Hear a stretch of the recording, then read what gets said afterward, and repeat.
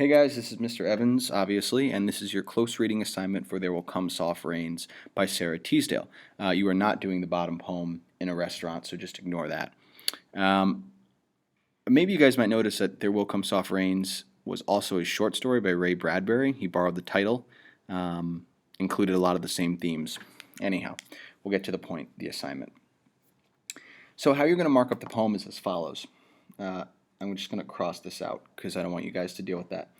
The first thing that I'm going to want you to look for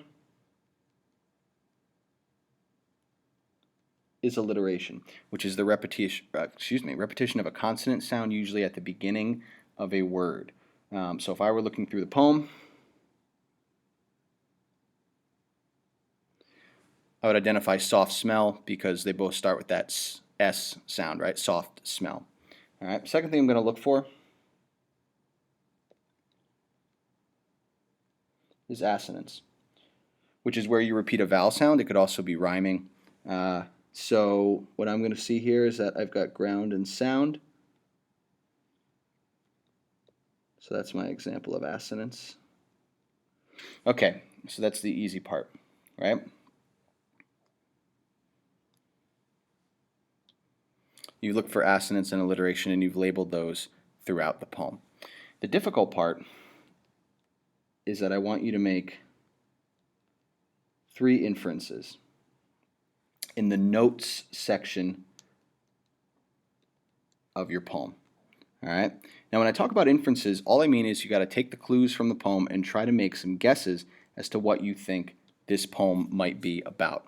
All right. So I'm going to give you one. If I say there will come soft rains and the smell of the ground and swallows circling with their shimmering sound. Okay. An inference I might make, and again, you're writing this in the notes section. The author is interested in nature. And that's what I would put down in the bottom of my page there. And I'm taking that from the fact that she starts right off the poem with nature imagery, and the title of the poem is about rain. I put those dots together and I say, okay, maybe she's interested in nature.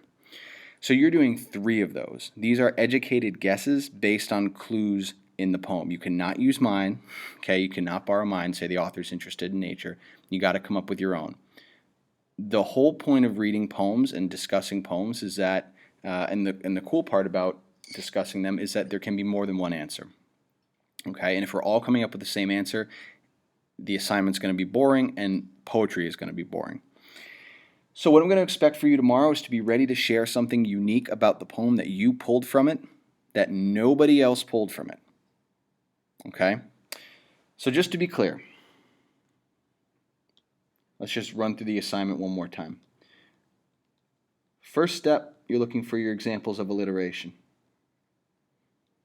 Second step, you're looking for your examples of assonance. And third step is you're going to come up with 3 inferences, which means educated guesses basically, in the notes section of your poem.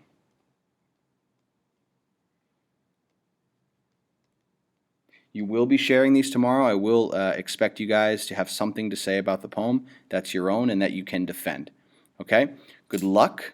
Don't get frustrated. Take some time to get through the poem. Hear what you have to say tomorrow. All right. Bye-bye.